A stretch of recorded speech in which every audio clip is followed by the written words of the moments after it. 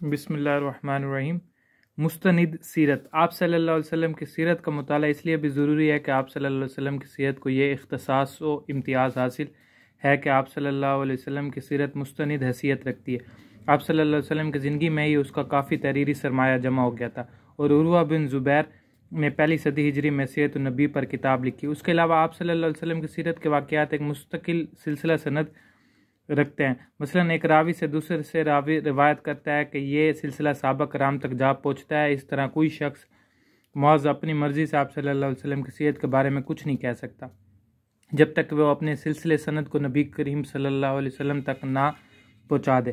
پھر آپ صلی اللہ علیہ وسلم کی ہمہ جہت حیات طیبہ کے متنوع پہلوؤں کے متعلق آئے روز سرمایہ سیرت مسلسل فراہم ہو رہا ہے، اور اس پر تحقیقی کام آج تک جاری ہے۔ قرآن پاک کی عملی تشریح۔ قرآن مجید میں اصولی احکامات دیے گئے، ان پر عمل درآمد کا طریقہ اور نمونہ آپ صلی اللہ علیہ وسلم پر چھوڑ دیا گیا۔ چنانچہ آپ صلی اللہ علیہ وسلم کی زندگی کا مطالعہ اس لیے بھی ضروری ہے کہ یہ قرآن مجید کی تشریح اور اس کی تعلیمات کی تفسیر ہے۔ اس لیے اللہ تعالیٰ نے فرمایا من یطع اللہ رسول فقد اطاع اللہ۔ رسول صلی اللہ علیہ وسلم کی پیروی کی، اس نے اللہ کی اطاعت کی۔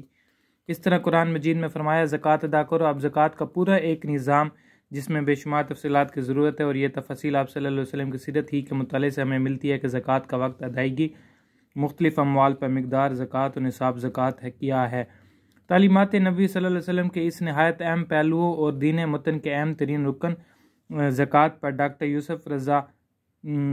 یوسف قرضاوی صاحب نے 4 جلدوں پر مشتمل فقہ الزکوٰۃ کے نام سے ایک نہایت بلند و پایہ اور محققانہ کتاب لکھی ہے۔ سیرت النبی دراصل قرآن مجید کی عملی تشریح ہے، اس لیے اس کے بغیر قرآن پر عمل کرنا ناممکن ہے۔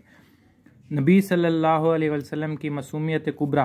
نبی صلی اللہ علیہ وسلم کی شخصیت کوئی عام شخصیت نہیں، بلکہ آپ صلی اللہ علیہ وسلم کی معصومیت پر ہی اسلام کا انحصار ہے۔ آپ صلی اللہ علیہ وسلم اللہ کا آخری اور اکمل پیغام لے کر انسانیت کی طرف آئے۔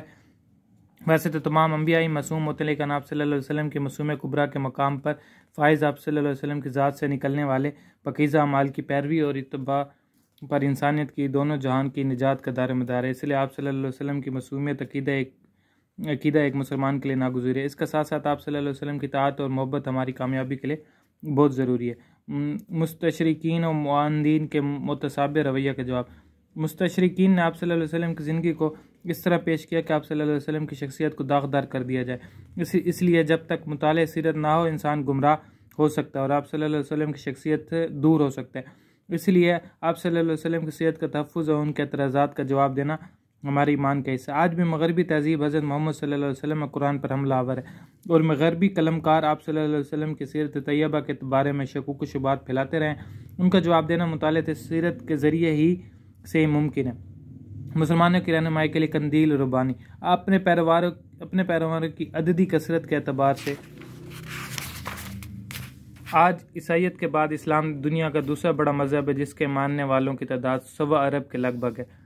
اس طرح یہ دنیا کے چوتھائی انسانوں کا مذہب ہے، اس لیے ان کی رہنمائی کے لیے ان کے پیغمبر صلی اللہ علیہ وسلم کی سیرت کا مطالعہ ان کے لیے بہت ضروری ہے، کیونکہ آپ صلی اللہ علیہ وسلم کی سیرت ان کے ایمان و عمل کا حصہ ہے، جس کی رہنمائی کے بغیر 2 قدم بھی نہیں چل سکتے۔ ہر عہد کے مسائل کا حل سیرت طیبہ میں موجود ہے۔ آپ صلی اللہ علیہ وسلم کی سیرت ہر دور کے مسائل کا حل پیش کرتی ہے، اس لیے اس پر تحقیقی عمل جاری رہے گا اور اس کے مختلف گوشے سامنے آتے رہیں گے۔ آپ صلی اللہ علیہ وسلم کی سیرت کا مختلف زاویوں سے جائزہ لینا بہت ضروری ہے، تاکہ وقت کی ضرورت کے مطابق اس میں ہر دور کے مسائل کا حل تلاش کیا جا سکے۔ کیونکہ آپ صلی اللہ علیہ وسلم آخری نبی ہے، اس لیے قرآن مجید اور اس کی عملی تفسیر یعنی سیرت النبی کے حسین امتزاج سے ہی آج کے مسائل حل ہو سکتے ہیں۔ اس کے علاوہ آج انسانیت کی مشکلات کے حل کا کوئی راستہ نہیں ہے۔